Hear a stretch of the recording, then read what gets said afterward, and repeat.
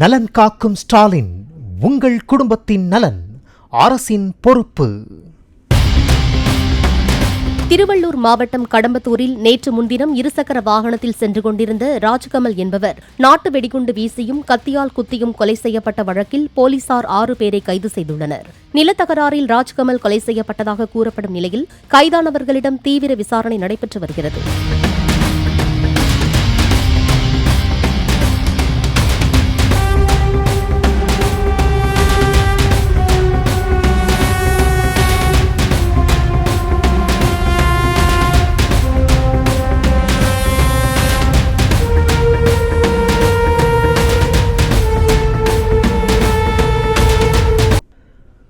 நலன் காக்கும் ஸ்டாலின், உங்கள் குடும்பத்தின் நலன் அரசின் பொறுப்பு.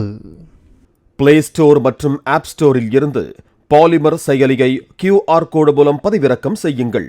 செய்திகளை உடனுக்குடன் பெறுங்கள்.